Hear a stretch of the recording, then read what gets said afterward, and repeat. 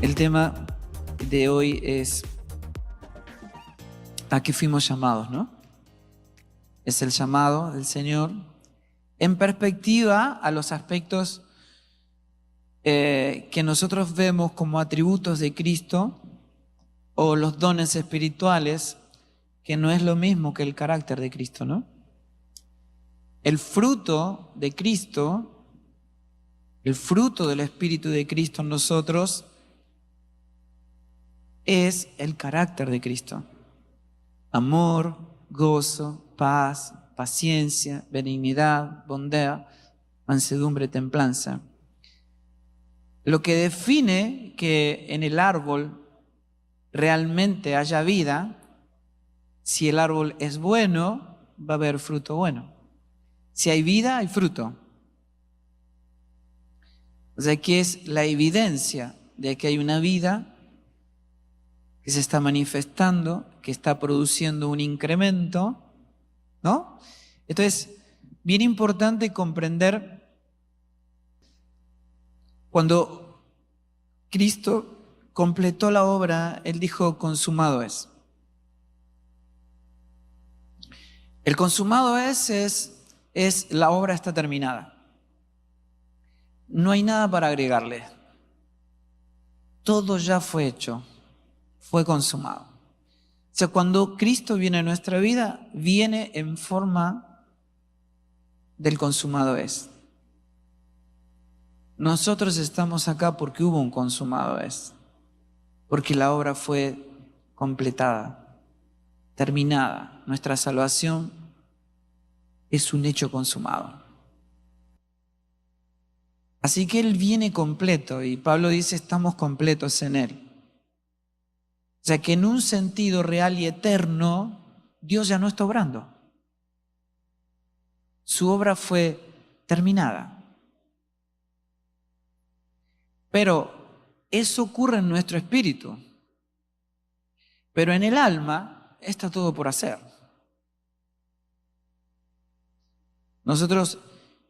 El alma es la tierra en que esa semilla tiene que caer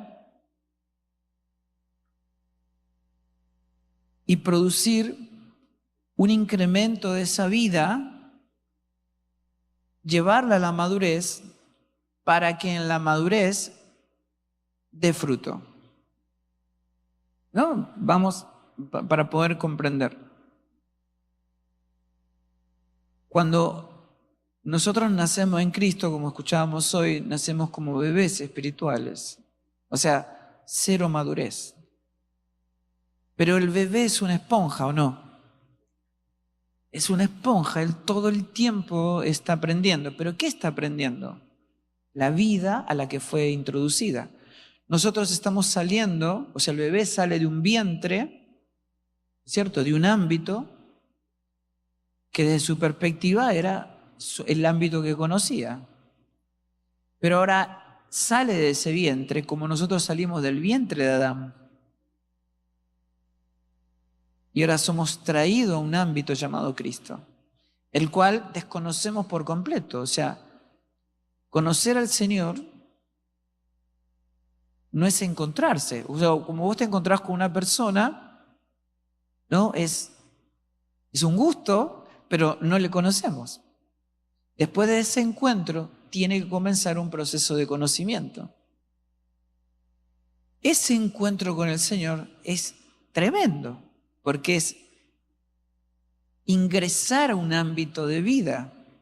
Nosotros estamos en un vientre de muerte y de oscuridad y ahora somos pasados de muerte a vida. Eso merece una enorme celebración en nuestra vida. Pero después de esa celebración, es como cuando te recibís, no sé, de médico, de arquitecto, lo que fuera, llamas a toda la familia, amigos, festejamos, pero al otro día empieza lo mejor, que es poder ejercer de aquello por lo cual te recibiste. Bueno, en el caso es comenzar el proceso de conocimiento de esta gloriosa realidad en la que estamos siendo introducidos. Y entonces en la medida que le vamos conociendo, se va produciendo una medida de entendimiento que nos va transformando. Y entonces nosotros vamos menguando y Cristo va creciendo, pero esta analogía de vida orgánica, de la semilla que cae en tierra y muere, esa semilla es Jesús Nazareno, ¿no es cierto? Cuando Él cayó en tierra y murió, nosotros estábamos en Él. Cuando Él estaba crucificado, nosotros estábamos en Él. Cuando Él murió, nosotros estábamos en Él. Esa semilla cuando está en tierra, yo no sé si a ustedes les pasa, o en la escuela cuando iban a la primaria y le hacían hacer una germinación y poníamos una semilla en un vaso y la regábamos y veíamos todos los procesos, ¿no? A veces cuando está en la tierra uno no sabe si la semilla murió y ya nació, empezó la vida y no aparece. Y está la tierra ahí y uno no sabe si la cosa está funcionando, te dan ganas de desenterrar para ver. Pero cuando comienza la vida, apenas aparece ahí una raíz y uno ya sabe que la vida fue manifestada. Y si la vida fue manifestada, el fruto va a ser lo obvio. Es lo que va a venir, pero todavía no puede dar fruto. Y forma la raíz y aparece una pequeñita plantita y uno ya celebra porque ahí está la vida, pero todavía no puede dar fruto. Y la plantita va creciendo, pero todavía no puede dar fruto. Y ya cuando ya tiene un tronco un poquito, no tan grueso, puede dar poquito fruto. Pero a medida que va madurando y ya su tronco es bien fuerte, puede dar mucho fruto. O sea, el fruto está en la madurez, ¿no? Y es orgánico, o sea, ¿por qué una mamá no puede tener 20 bebés a la vez? Porque es imposible criar 20 bebés, si así entienden. O sea, el crecimiento de la iglesia es orgánico. Porque Dios es el que añade cada día de ser salvo, pero Dios no añade personas a auditorios o a edificios, Dios lo añade a la iglesia. Y la iglesia somos nosotros en Cristo y Cristo en nosotros. Tiene que haber una madurez y tiene que haber espacio en nuestras vidas para recibir lo que Dios añade. Amén. Y ahora que nosotros estamos madurando, ¿no? Y que esta vida ya ha sido manifestada y está en un incremento en nuestra vida, produce una multiplicación, un incremento, ¿no es cierto? Nosotros no podemos saber, o sea, en realidad podemos saber cuántas semillas hay en una manzana, por ejemplo. Lo que no podemos saber es cuántas manzanas hay en una semilla. Esa vida que se siembra para multiplicación y no sabemos la magnitud del incremento y de la multiplicación que la vida de esa semilla va a producir, ¿no? Jesús fue esa semilla. Y hoy todos estamos acá es porque Él se sembró para multiplicación, ¿verdad? Y hablamos de ese carácter, ¿no es cierto? Y entonces uno dice, bueno, ¿cuál es mi llamado? La realidad es que según las Escrituras hay un solo llamado. No hay muchos, ¿no? La iglesia tiene una sola visión. El único llamado a la cual la iglesia fue llamado es a ser santo como aquel que nos llamó es santo. O sea, ¿cuál es el propósito eterno de Dios? Toda la escritura de principio a fin dice lo mismo. Dice que fuimos llamados, que fuimos creados, formados, hechos, escogidos, llamados por un solo propósito, para su propia gloria. Fuimos creados para su gloria. El propósito eterno de Dios es la gloria y la alabanza de su santo nombre. Pero ¿qué es lo que glorifica a Dios? Solo el Hijo. O sea que la forma en que nosotros estamos expresando el propósito por el cual fuimos creados es cuando el Hijo está siendo formado en nosotros. Entonces, ser santo como aquel que nos llamó es santo, es ser formados a la imagen del santo. Ok, la santidad refiere a la persona. La santidad o el santo es Cristo. Pero la santificación es el proceso que me modela a la imagen del santo. ¿Amén? Entonces, ¿cuál es nuestro llamado? Es ser santo como aquel que nos llamó es santo, que Cristo, el santo, sea formado en nosotros. ¿Amén?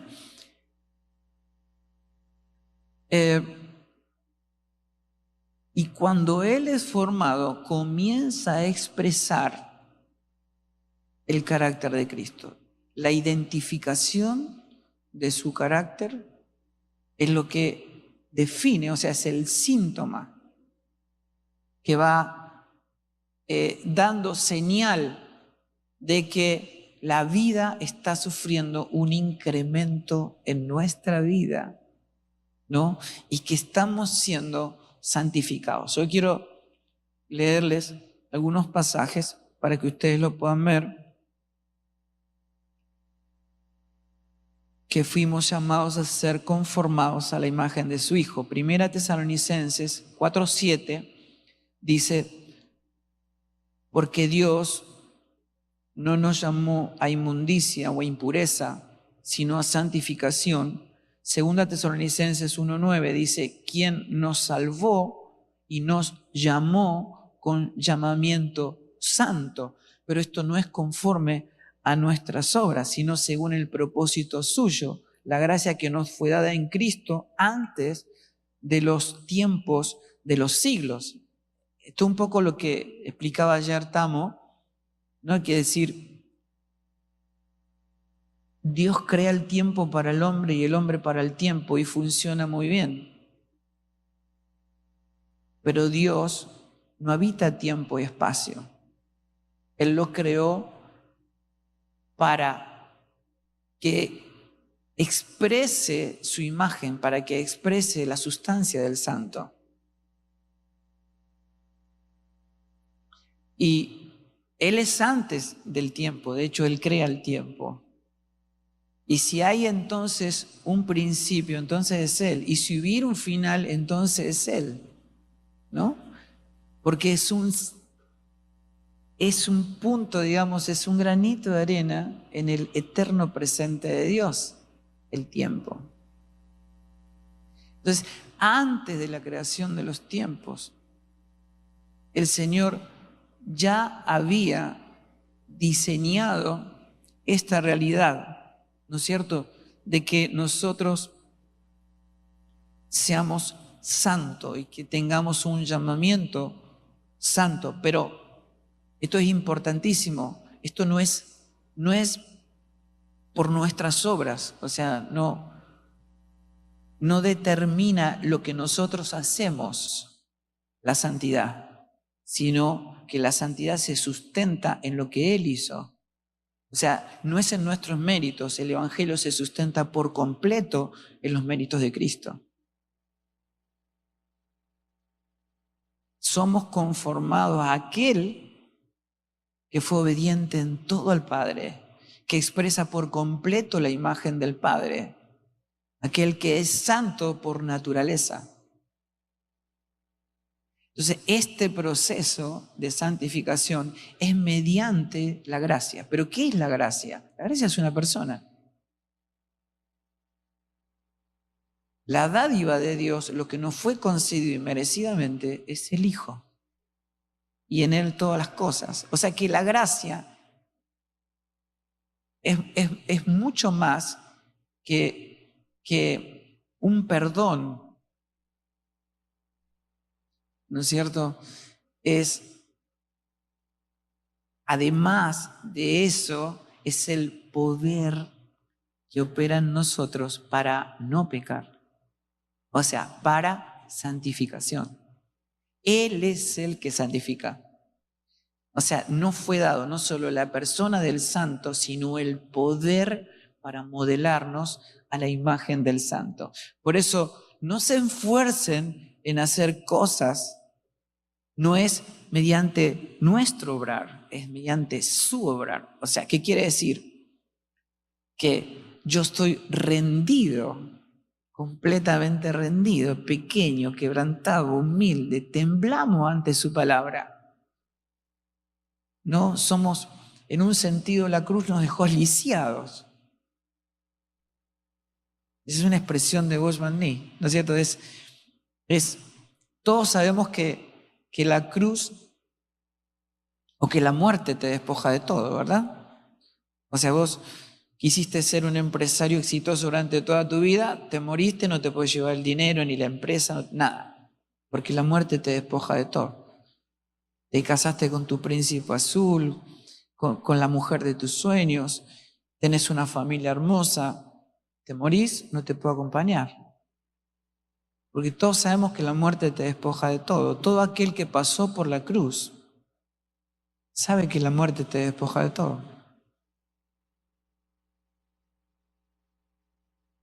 ¿Y cómo quedamos del otro lado? Bueno, quedamos pequeños, quebrantados, ¿no?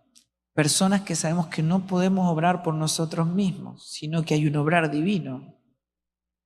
Y no nos atrevemos a actuar a menos que sea Dios el móvil de ese obrar, para expresar las obras las cuales Dios preparó de antemano. Que sea Él si Él no es el móvil de ese obrar, entonces no hay vida. Nos estamos expresando en una naturaleza que es oscuridad, que es muerte y que trae malos entendidos a la edificación. ¿Se entiende eso? O sea, ¿qué es el pecado en Cristo? O sea, en el antiguo pacto era una transgresión a una ley, pero nadie podía obedecer. O sea que la ley existía solo para demostrar nuestra total y completa incompetencia frente al pecado. Estábamos condenados, pero ahora somos trasladados a la vida y en nosotros opera la ley del Espíritu de vida en Cristo Jesús, que es el cumplimiento de toda la ley. ¿No? Esa vida expresa todo lo que la ley decía, pero por naturaleza, en forma de vida. ¿Está bien? Entonces, ¿qué es el pecado en Cristo cuando nosotros estamos en el cumplimiento de la ley? Cuando Cristo es el cumplimiento de toda la ley, es que Él estando en nosotros para expresar la santidad, la voluntad del Padre, nosotros decimos, no, vos no, voy yo. O sea que el pecado en Cristo es una traición a la naturaleza. Dios solamente gobierna naturaleza, o sea, Dios gobierna sobre su Hijo. El gobierno de Dios está sobre el Hijo. Pero nosotros decimos, no Cristo, yo. O sea, cuando actuamos en la vieja naturaleza lo único que expresa es oscuridad, es enemistad, es pecado, es confusión, es traer malos entendidos a la edificación divina, porque es la participación humana de una naturaleza que Dios no tiene ningún tipo de comunión, de participación, no tiene relación con la carne. No hay carne en Cristo, no lo hay. Por eso los apóstoles dicen, garanticen la naturaleza de la edificación. Es Dios quien edifica. Si no edifica Él, en vano trabajan todos los edificadores. Garantice, porque si es Dios quien edifica, ¿no es cierto? Esa edificación tiene una raíz santa. Por lo tanto, todo el árbol va a ser santo. ¿Amén? Entonces, expresa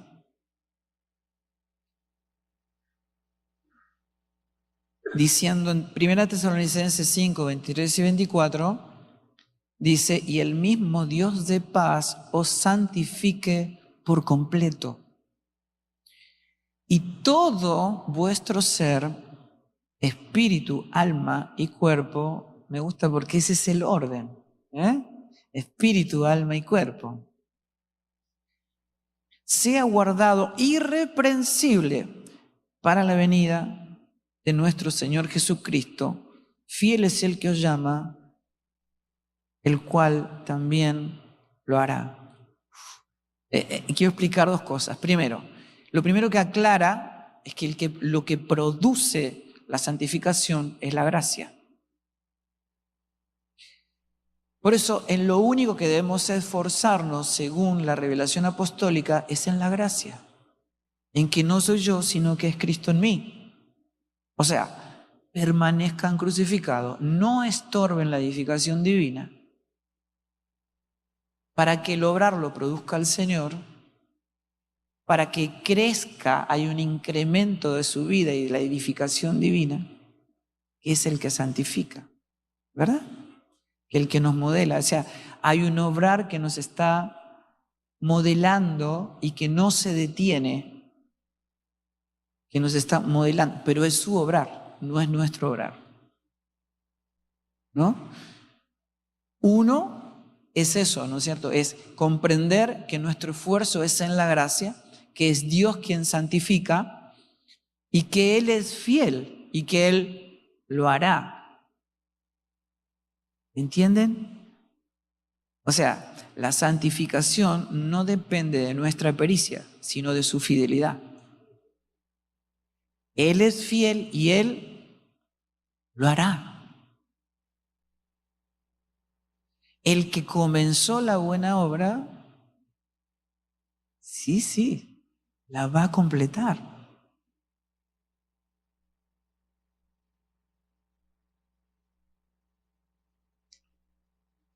O sea, la santificación está arraigada al llamado, al propósito, al motivo por el cual fuimos escogidos, llamados, formados.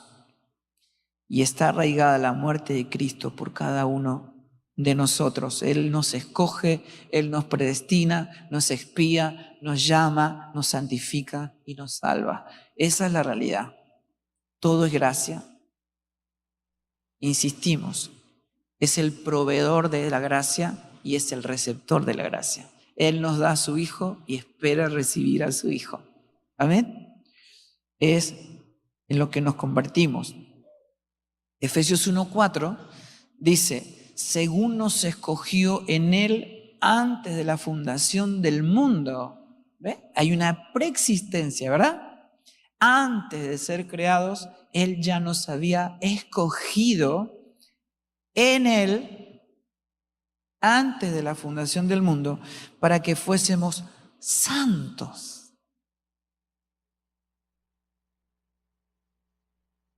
Recuerden, hay un solo santo.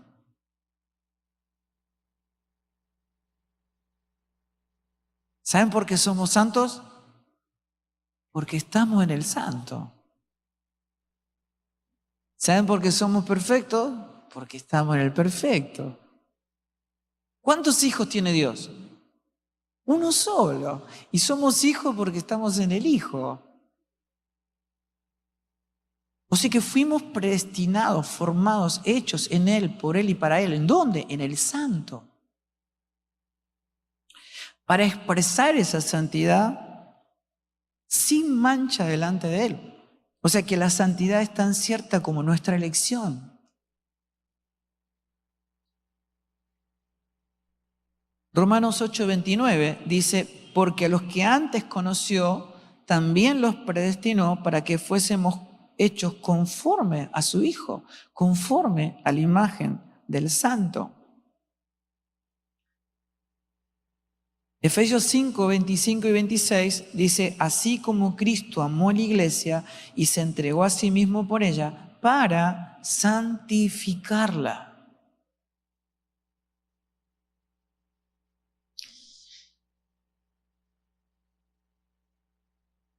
Esto es, digamos,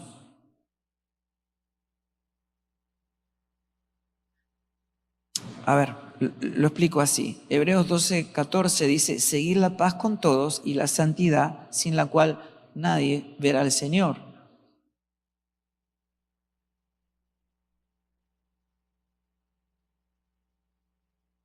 Y Pablo aclara esto porque es muy importante. O sea, Dios solamente conoce a su Hijo,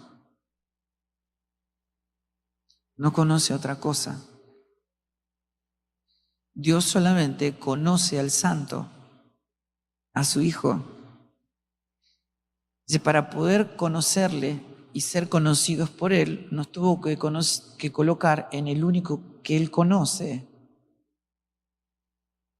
¿no? O sea, Mateo capítulo 7 dice que hay un montón de gente que decía que le conocía, porque en tu nombre hemos echado fuera demonios, hemos hecho milagros, hemos profetizado en tu nombre. Pero la respuesta del Señor es, nunca los conocí. Pero el verso 21 está diciendo que no es aquel que dice Señor, Señor. Ven, ahí hay todo. Hay pastores, profetas, líderes, apóstoles, hay de todo. Todo, en esa lista está todo. No es el que dice Señor, Señor. No es el que habla de mí. Es aquel que hace la voluntad de mi Padre que está en los cielos. Pero ¿cuántos hacen la voluntad del Padre que está en los cielos? Uno solo. El Hijo. O sea que Dios solamente conoce lo que está en el Hijo. Porque todos nosotros, cada cual se apartó por su camino. No hay quien busque a Dios, no hay quien busque lo bueno. No hay justo ni a un uno, salvo el Hijo. Que fue obediente en todo, que hizo todo lo que no hizo el primer Adán. Santo, perfecto, en todo. Dios los coloca en el Hijo, nos sustituye, nos incluye en Él, y cuando el Padre nos mira a nosotros, en realidad, ¿quién está viendo? A su Hijo. Al Santo. Amén. Esa realidad en el Espíritu es la realidad más gloriosa del Hijo, en la cual el Padre se complace. Pero esa realidad tiene que ser traída al ámbito temporal. Estamos todavía en un envase de carne y hueso, en un ámbito llamado tiempo, ¿no? Esto tiene fecha de vencimiento, pero en la medida en que nosotros permanezcamos en este tiempo, Dios nos dio un alma. El cuerpo es un envase que es descartable, pero tenemos un alma que tiene que ser llena de la realidad consumada en Cristo Jesús, la imagen del Santo, ¿no? En nuestra alma Él tiene que ser formado. Ese es el proceso de santificación para traer la realidad del Espíritu, la realidad eterna de Cristo, del Santo, a el ámbito temporal. Matrimonio, familia, iglesia, ¿verdad? Y la manera en que Dios nos santifica es en la forma en que cada uno de nosotros toma la cruz cada día, se niega a sí mismo para que no sea yo, sino que sea el Santo en mí. Amén. ¿Se entiende o no? Ok, o sea que yo no es que me tengo que esforzar por hacer cosas buenas. Lo que tengo que permanecer es crucificado. Porque si yo estoy crucificado, Él está produciendo un obrar. Él está creciendo en mí. Eso Dios lo llama santificación. Amén. No hay que confundir. Digo, si uno no sabe leer las señales de vida, confunde lo bueno con Cristo. Entonces hubo un hermano que es bueno, ¿no es cierto? Y uno dice, oh, veo a Cristo en ti. Pero escuchen, Dios no lee entre lo bueno y lo malo, lee entre la vida y la muerte, que es completamente diferente. O sea, el árbol en que estaba enroscada la serpiente, en el cual morimos, ¿cuál era el árbol? El árbol del conocimiento del bien y del mal. O sea, que en ese árbol está el bien. O sea, ¿qué quiere decir? Que el mundo está lleno de gente buena y mala, pero muerta. ¿Está bien? O sea que la fuente de ese supuesto bien que está en ese árbol es muerte. Por eso el apóstol dice, todo lo que no proviene de la fe es pecado. Por más que le dé de comer a los pobres, que le hagas techo, lo que no proviene del obrar divino, las obras que Dios preparó de antemano, que es su obrar, es pecado. Porque la fuente proviene de la oscuridad, de la muerte, de una creación destituida de la vida, de la gloria de Dios. Dios lee entre el árbol de la vida y el árbol de la muerte, digamos, ¿no es cierto? Entre la vida y la muerte. Entonces, antes de la cruz, había un obrar que se consideraba, según la ley, bueno o malo, pero la fuente de ese obrar era de una naturaleza que solo podía reproducir muerte, ¿no? Entonces, ¿y cómo fue salva la gente del Antiguo Testamento, digamos, los antiguos? Bueno, lo revela el libro de Hebreos. ¿Qué dice? Por la fe Enoc fue antes del nacimiento del pueblo de Israel. Y dice, por la fe. Pero ¿cómo podía haber fe si la fe es un atributo de Cristo? O sea, si Él es el autor y consumador de la fe, es que no hay un antes y después de Cristo. Cristo es antes de todas las cosas. Toda la escritura da testimonio de Él. O sea, Cristo fue siempre fue la fuente de nuestra salvación. O sea, ellos se proyectaron por fe al que había de venir. No podía haber un obrar que obre para gratificación de Dios, de un ser que reproducía solamente enemistad con Dios. Hasta que no vino Cristo. ¿Y qué hizo? Nos devolvió la posibilidad de comer del árbol de la vida, que es el mismo. El que come y bebe de mí tiene comunión conmigo, se hace uno conmigo, y yo soy la vida,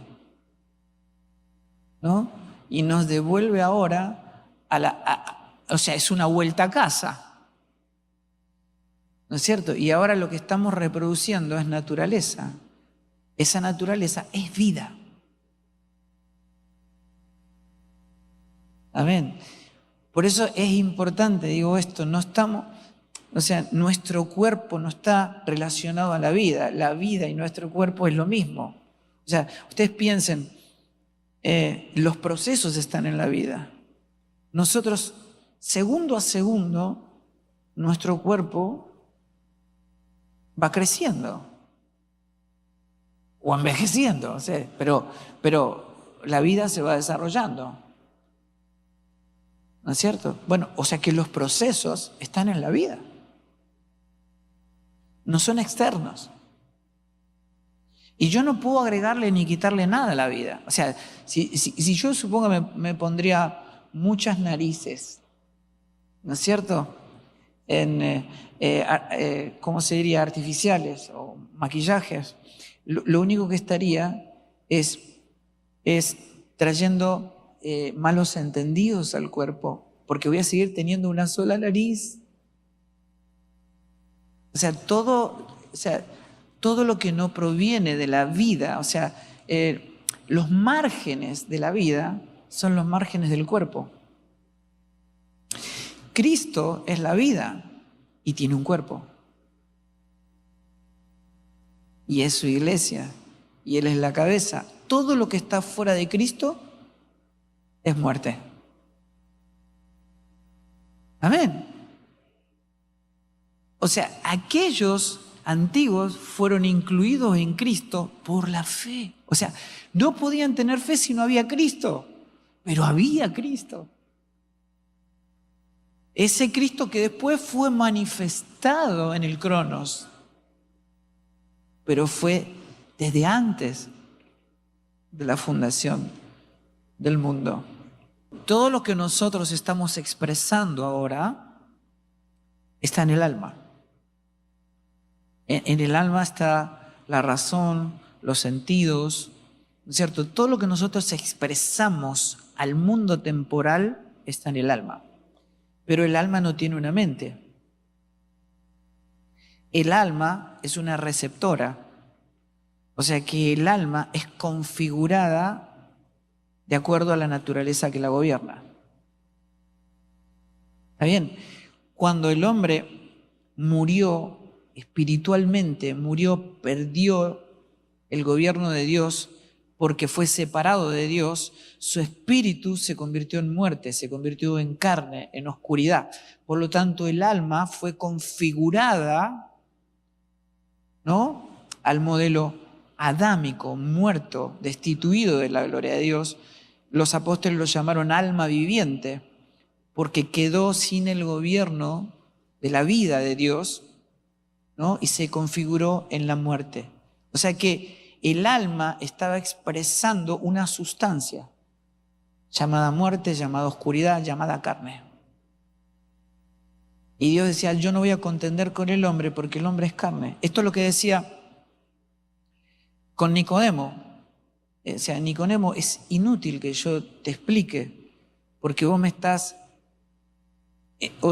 oyendo palabras en una naturaleza que no puede ver las cosas del espíritu. Vos te llenás de imaginaciones, pero no podés a menos que nazca de nuevo. Es necesario nacer de nuevo o nunca vas a ver el reino de Dios, pero el reino de Dios era Él. ¿Verdad? Entonces, ¿qué hace el Señor? Viene, le da vida al Espíritu, se hace uno con nosotros, viene como Espíritu vivificante, Espíritu que da vida, se hace uno, y ahí estamos completos, ahí está la obra completa. Ahora el alma tiene que ser configurada a la realidad que la gobierna ahora. ¿Está bien? Entonces, ahora el alma sigue siendo la receptora. Ahora, pero Pablo dice, pero miren que me doy cuenta que la ley del pecado mora en mí. O sea que el desgraciado sigue estando ahí, ¿no?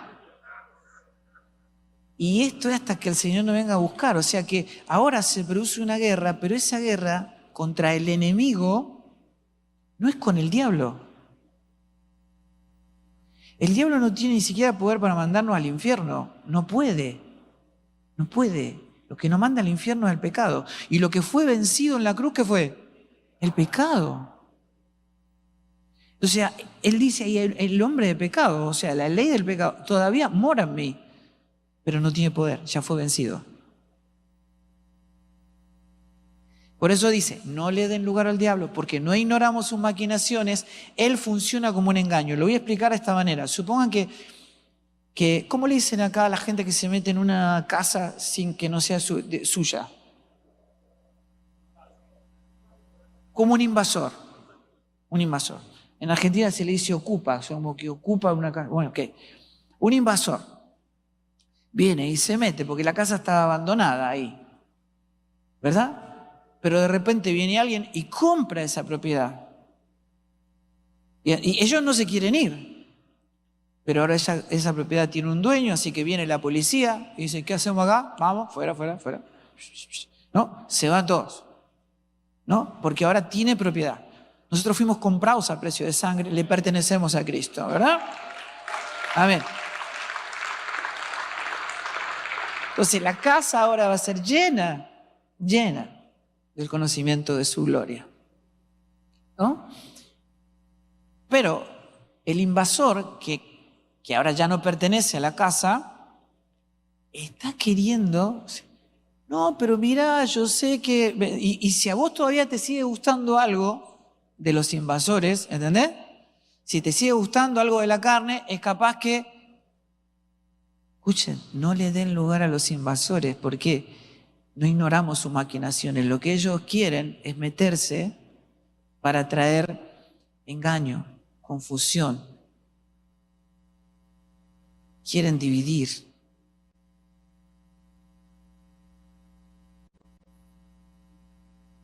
Entonces, ¿qué dice los apóstoles? Sean sobrios, estén atentos, no ignoramos sus maquinaciones. Ellos quieren prevalecer a través del engaño porque no tienen autoridad.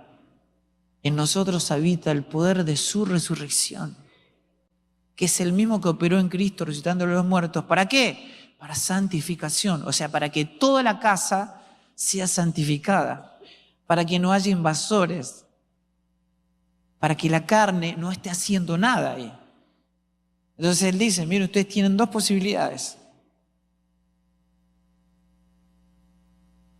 Dejarse llevar por la seducción de la carne o ser guiado por espíritu de vida y de verdad, a toda obediencia a la voluntad del Padre, para ser santificados, para expresar por completo la imagen del Hijo, la imagen del Santo. Esa decisión sigue estando de nuestro lado. Dios nos creó y nos diseñó y nos amó como nadie podía amarnos y después nos dio la libertad de escogerlo, de rechazarlo.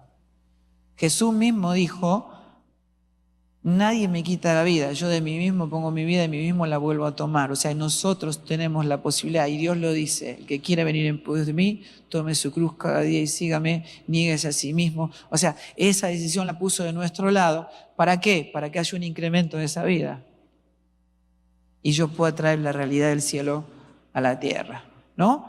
O sea, lo que tiene que ser lleno es el alma, que es lo que trae, tiene conexión con el espíritu y lo puede traer a la realidad temporal. ¿Amén? ¿Se entendió?